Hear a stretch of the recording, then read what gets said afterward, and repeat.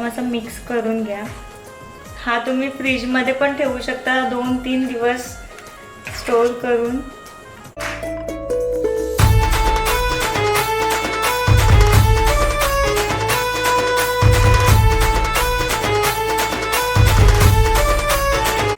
नमस्कार, स्वागत आहे तुमचं पुन्हा एकदा भक्ती पाटील ठाकूर या आपल्या ब्लॉगिंग चॅनलवर। आणि आज मी तुमच्यासाठी घेऊन येत आहे एक रेसिपी।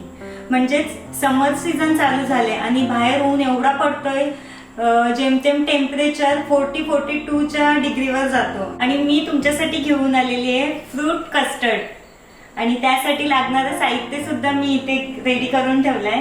ते वेलची पूड, कस्टर्ड पावडर, खिरेला लागणारी शेवया आणि आपला गावठी घी आणि सर्वात महत्त्वाचं म्हणजे दूध। आणि तुम्हाला आवडतील ते फ्रूट्स। चला तर आपण रेसिपीला सुरुवात करूया। मी पॅन गरम केलाय, ऑलरेडी ठेवलेला होता गॅसवर। आणि त्यात मी टाकते थोडंसं तूप,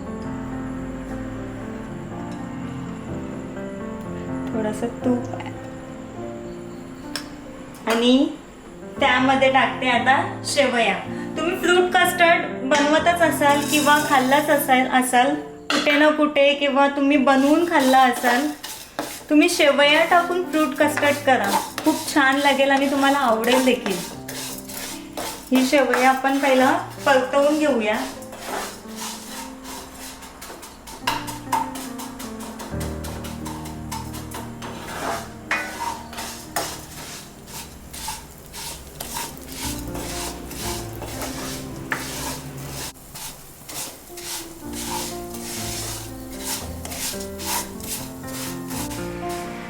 गोल्डन ब्राउन होईपर्यंत शेवया आपल्याला भाजायची आहे, झालेली आहे। आणि मग त्याच्यात ऍड करायचं आहे दूध।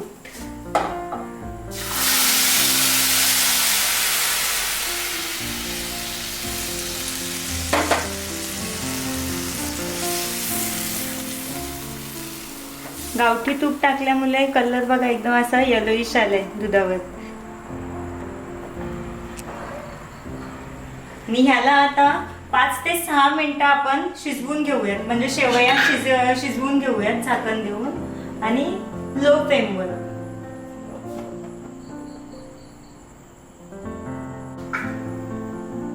शिजले का बघूयात आता। हो, शिजलेली आहे शेवई। आता त्याच्यात आपण ऍड करूयात साखर, त्याचबरोबर वेलची पूड, आणि थोडासा मिक्स करून घेऊ।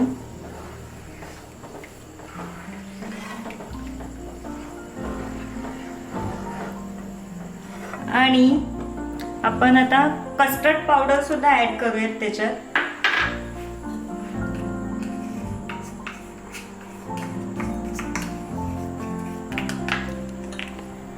कस्टर्ड पावडर मध्ये थोडंसं दूध टाकून तो मिक्स करून घेऊया।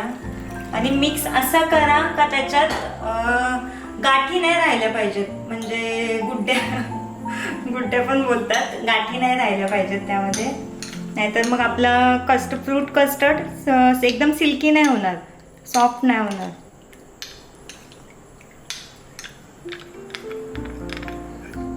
एकदम प्लेन झाला, गाठी नाही राहिल्या। आणि तो आपण ऍड करून घेऊयात।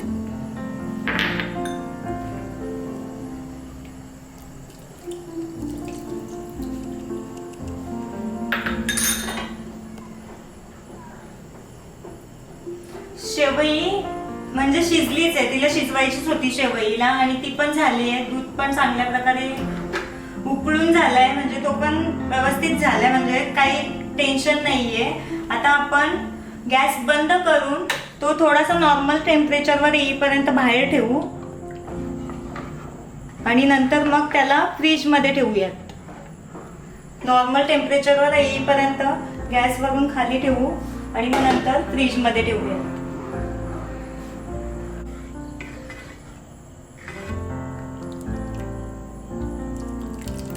चला एकदाची निघाली किचन मधून बाहेर. जाम गरम होतोय तिथे पण, आणि तो थंड होईपर्यंत, थोडासा नॉर्मल टेम्परेचरवर येईपर्यंत मी घेतले फ्रुट्स कापायला. तुम्हाला जे आवडतील ते फ्रुट्स तुम्ही घेऊ शकता.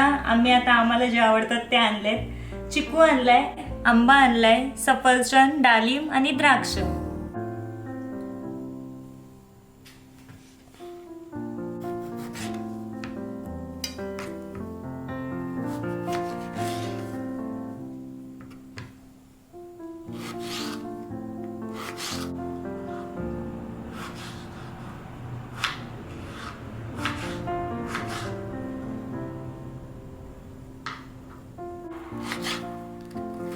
एकदम छोटे छोटे पीसेस करायचे आहेत, जेणेकरून आपल्याला चमच्याने खाता येईल.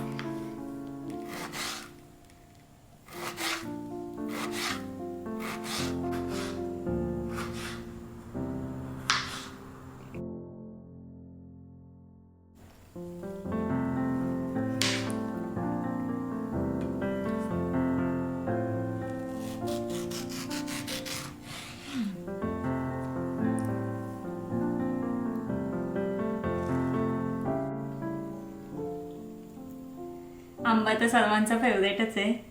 सगळ्यांच्या फ्रूट कस्टर्ड मध्ये आंबा तर असणारच.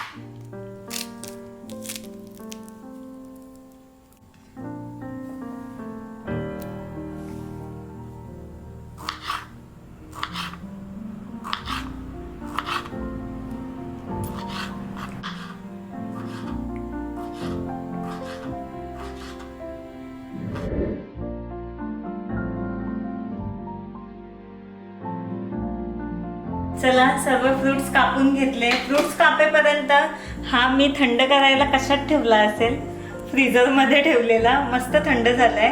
आणि एकीकडे मी माझी भाजी पण केली जेवणासाठी, मटकीची भाजी मस्तपैकी. आणि आता ह्याच्यात आपण फ्रुट्स ऍड करूयात. तुम्हाला जे आवडतील ते फ्रुट्स तुम्ही टाकू शकता त्याच्यामध्ये.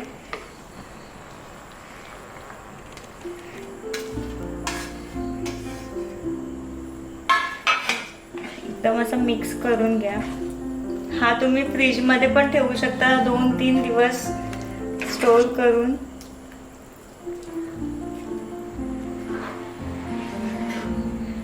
नक्की ट्राय करा तुम्ही. म्हणजे फ्रूट कस्टर्ड तर सगळीच खातात, पण शेवया सोबत नक्की ट्राय करा. आणि मी आता यांना टेस्ट करायला देते कसं झालंय ते. रिव्ह्यू तर मागताय.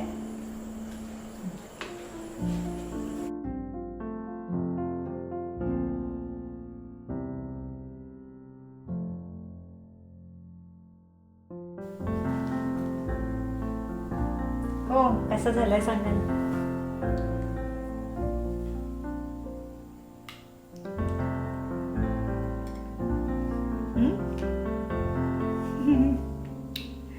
मस्त झाला, एक नंबर. खरोखर काय खरंच टेस्ट कर भारी आहे.